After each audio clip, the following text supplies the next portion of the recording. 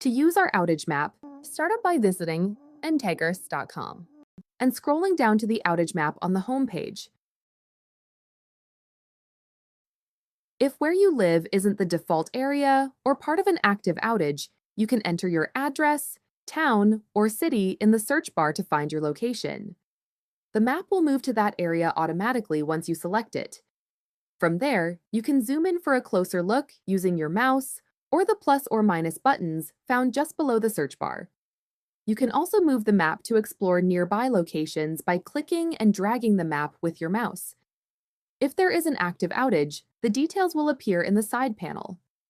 The affected area will also be color-coded on the map, making it easy to see where the outage is happening in real time and review the latest information.